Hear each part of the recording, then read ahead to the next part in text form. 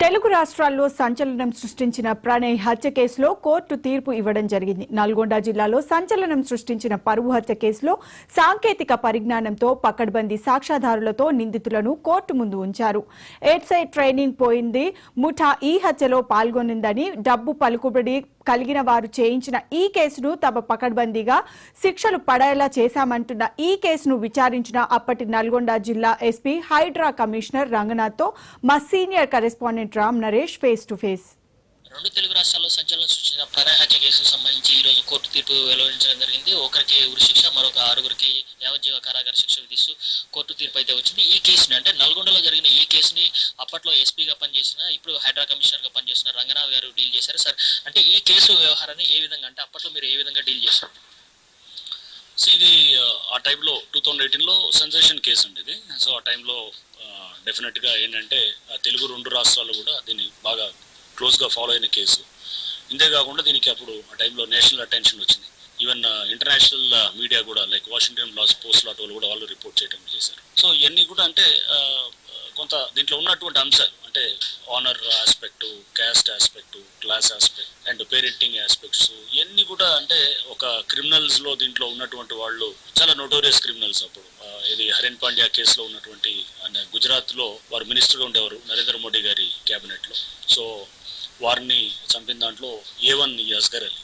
So ఇతను భారీ అని ఇప్పుడు ఎవరైతే A3 అస్గర్ అలీ, A1 దాంట్లో, A4 ఉన్నటువంటి భారీ దాంట్లో A11 అనమాట. అంటే వీళ్ళందరూ కూడా అక్కడ చేసిన కేసులు, వీళ్ళంతా ISI ట్రైన్డ్ తీవ్రవాదులు వీళ్ళు. ఆ టైంలో వీళ్ళందరూ కూడా దాంట్లో మర్డర్ కేసులో కూడా చాలా స్ట్రాంగ్ గా ఇన్వాల్వ్ అయ్యి ఉన్నారు. అంటే ఇక్కడ వాళ్ళ రోల్ కూడా ఎప్పుడైతే మాకు ఉన్నదని చెప్పేసి మాకు నిర్దిష్టంగా తెలిసిందో వీళ్ళని కూడా మేము ట్రాక్ చేసి పట్టుకోవటం ఇదంతా కూడా 2-3 days లో చేయడం జరిగింది అనమాట. కేసు అయినప్పుడు 2018 సెప్టెంబర్ 14 అయినప్పుడు వితిన్ 4 days లోనే వీళ్ళని ట్రాక్ చేయటం. ఫస్ట్ గుర్తించాలి, స్క్రీన్ మీద జరిగింది ఓన్లీ ఒకటే ఎవడో నరుకుతూ, అది కూడా సరిగ్గా మనకు అర్థం కాకుండా ఉండేటటువంటి సీసీ. దాని నుంచి అందరినీ ట్రాక్ చేయటం, తీసినప్పుడు వాళ్ళందరూ ఎక్కడెక్కడో పారిపోయినారు. స్టేట్స్ లో కూడా అందరూ, ఒకళ్ళు ఇది మహారాష్ట్రలో ఉన్నారు, ఇంకోళ్ళు ఉత్తరప్రదేశ్, బీహార్, ఇట్లా రకరకాలుగా వెళ్ళారు. వీళ్ళందరినీ కూడా ట్రాక్ చేసి వితిన్ 3-4 days లో క్విక్ గా అరెస్ట్ చేయాలనే దాంతో 4 days లో అందరిని కూడా అరెస్ట్ తీసుకొచ్చి 2018 సెప్టెంబర్ 18th రోజున ప్రెస్ మీట్ పెట్టి అందరికి కూడా ఆ రోజు మారుతిరావు అనే ఆయన ఒక వ్యాపారవేత్త, ఆయనకి ఈ నోటరీస్ గ్యాంగ్ తో ఎలాంటి రిలేషన్ ఉంది అని చెప్పి మీరు ఎలా, అంటే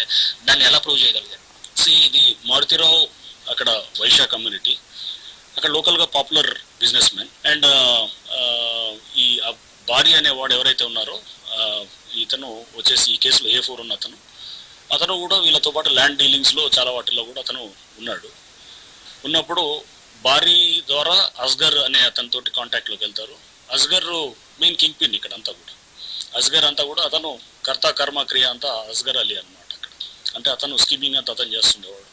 చేస్తూ ఇతను సుభాష్ శర్మని ఇతనే ఇంట్రడ్యూస్ చేస్తాడు. చేసి సుభాష్ శర్మ ద్వారా మర్డర్ చేపిస్తారు. బట్ వెనకాల స్కెచ్ అంతా వేసేది, మొత్తం ప్లానింగ్ అంతా చేసేది అస్గర్ అలీ ఉంటాడు. ఎవిడెన్స్ సేకరణలో టెక్నికల్ అంశాలను అంటే ఏ విధంగా, అంటే సాంకేతిక పరిజ్ఞానం ఏ విధంగా యూజ్ చేసుకున్నారు? ఇది ఫస్ట్ నుంచి కూడా, ఎందుకంటే దీంట్లో హై ప్రొఫైల్ కేసు, డబ్బు వీళ్ళు ఏంటంటే సుపారీతోటి ముడిపడ్డ కేసు, కోట్లాది రూపాయలు వీళ్ళు మాట్లాడుకొని దాంట్లో చేసినటువంటి ఈ కేసులో రేపు కేసు దర్యాప్తులో తర్వాత ఛార్జ్షీట్ వేసిన తర్వాత కూడా కోర్టు ట్రయల్లో వీళ్ళు కోట్లాది రూపాయలు కూడా వెచ్చించి వాళ్ళు కేసుని నీరుగార్చడానికి ట్రై చేస్తారు. సో అందుకోసం మేము ఫస్ట్ నుంచి కూడా చాలా స్పష్టంగా ఉన్నాం. ఈ కేసుని, సాక్షుల్ని వీళ్ళు రేపు మేనేజ్ చేయడానికి ఛాన్సెస్ ఉంటాయి. హాస్టైల్ అంటారు, అంటే ప్రాసిక్యూషన్ విట్నెసెస్ని హాస్టైల్గా చేయడానికి వీళ్ళు అన్ని పద్ధతులు వాడతారు. అంటే డబ్బు చూపించవచ్చు, లేకపోతే భయం, వాళ్ళని అంటే వీళ్ళని బెదిరించవచ్చు, భయం పెట్టవచ్చు, ఇట్లా రకరకాలుగా ఏ పద్ధతులైనా వాడచ్చు. సో ఇవన్నిటిని కూడా ముందుగా మేము ఊహించే టెక్నాలజీ బేస్గా మేము దీని కేసుని తయారు చేసాం. టెక్నాలజీని ఎక్కువగా విస్తృతంగా వాడి కేసుని చాలా పగడ్బందీగా బిల్డ్ చేసిన కేసు అనమాట. ఇలాంటి కేసులో ఎక్కువగా ట్రయల్ వరకు రాకుండానే మొత్తం అంటే మేనేజ్ చేసే అవకాశాలు ఎక్కువ ఉన్నాయి. మీ మీద కూడా ప్రెషర్స్ ఎక్కువగా వచ్చాయని చెప్పేసి అప్పట్లో వార్తలు వచ్చాయి. దీన్ని అంటే ఏ విధంగా డీల్ చేసుకుంటూ వెళ్ళారు? నా మీద ప్రెషర్స్ ఏం లేదు. జనరల్గా ఎట్లా ఉంటుంది, మీడియానే చెప్తుంటారు, లేకపోతే అక్కడ ఉన్నటువంటి స్థానికంగా ఉన్నటువంటి అసోసియేషన్స్, లేకపోతే కొంతమంది రకరకాలుగా. అంటే ఎట్లా ఉంటుంది అంటే ఇతను అవతల హై ప్రొఫైల్ ఉన్నటువంటి వ్యక్తి. సో వాళ్ళు ఏమంటారు, వాళ్ళు కొంతమంది లేట్ అయింది అనుకోండి ఛార్జ్షీట్, మేనేజ్ చేసుకున్నారు పోలీసులు అని అంటారు. లేకపోతే కనుక ఏది మనము అరెస్ట్ చేయడంలో 1-2 రోజులు డిలే అయితేనే అప్పుడు కూడా అన్నారు. సో ఇట్లా అంటే రకరకాలుగా ఉంటాయి ఇవన్నీ. ఈ కొత్తగా కాదు ఇది, అంటే పోలీస్ డిపార్ట్మెంట్లో మేము చూస్తూ వచ్చింది ఇదంతా కూడా. అంటే కొంత ఏదైనా మనం అనుకున్న ఒక లక్ష్యం వైపు వెళ్తున్నప్పుడు కొంత అటు ఇటుగా కొంత డిస్టర్బెన్స్ అయినప్పుడు ఇలాంటి మాటలు పడాల్సిందే అది. బట్ లాంగ్ టర్మ్లో ఇప్పుడు తెలుస్తుంది అన్నమాట. ఇప్పుడు మనకు చూసినప్పుడు ఆ కేసుని మనం తయారు చేసి ఎప్పుడైతే కనుక ఈరోజు శిక్షలన్నీ కూడా నిర్ధారణ చేసి కోర్టు కూడా మా ఇన్వెస్టిగేషన్ని చాలా స్టాండర్డ్గా చేశారనేటువంటిది కూడా నేను ఇందాక విన్నాను, అడ్వకేట్స్ మాట్లాడుతుంటే కూడా వింటున్నాను.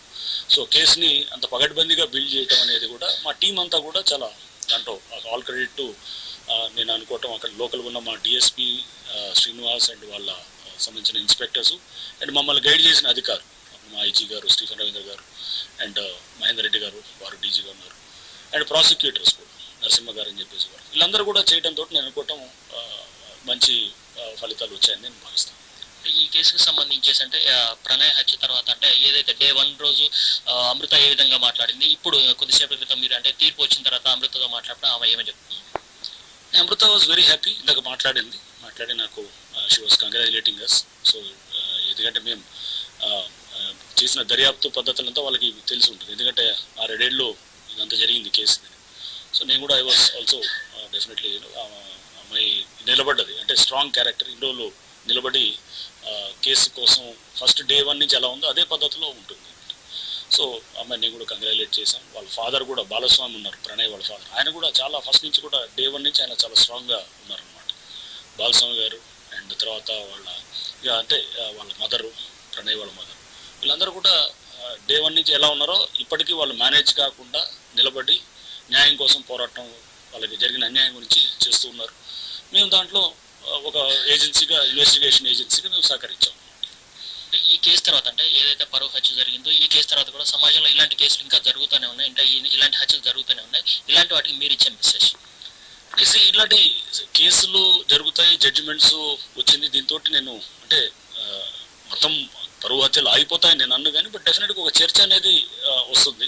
ఇట్లాంటి ఇష్యూస్ వచ్చినప్పుడు కూడా ఆ చర్చ ఉండాలి, సమాజంలో చర్చ జరగాలి. జరిగినప్పుడు ఒక పిల్లలు టీనేజ్ సైకాలజీని అర్థం చేసుకోవాలి, పేరెంటింగ్ చేసేవాళ్ళు ఆ టీనేజ్ సైకాలజీని అర్థం చేసుకోవాలి, పేరెంట్స్ కూడా పేరెంటింగ్ టెక్నిక్స్ ఎలాంటివి చేయాలి, పిల్లలు ఏ విధంగా ఆలోచన చేయాలి, ఇవన్నీ కూడా తింటే చాలా అంశాలు మిళితమైనటువంటి ఇది ఒకటి. అంటే నేను ఇది ఒక కేసు లాగా చూడండి, ఇది సొసైటీలో ఒక ప్రాబ్లం లాగా చూసినప్పుడు ఈ సొసైటీని ప్రాబ్లమ్ని మనం ఎలా హ్యాండిల్ చేయాలి అనేటటువంటిది మాకు కూడా మేము నేర్చుకుంటుంటాం అన్నమాట. అంటే ఇట్లాంటి కేసెస్ ఒక లెర్నింగ్ పాయింట్స్గా తీసుకుంటాం. మొత్తంగా చూసుకుంటే అంటే ఇలాంటి ఘటనలు జరగకుండా ఉండాలంటే సమాజంలో మార్పు రావాలి, అంటే ముందుగా తల్లిదండ్రుల్లో అదేవిధంగా పిల్లల్లో కూడా మార్పు రావాలి, అప్పుడే ఇలాంటి ఘటనలు జరగకుండా ఉంటాయని చెప్పేసి రంగనాథ్ గారు చెప్తున్న పరిస్థితి అయితే ఉంది. కెమెరామెన్ సాయిరామ్తో రామ్ నరేష్, మహా న్యూస్.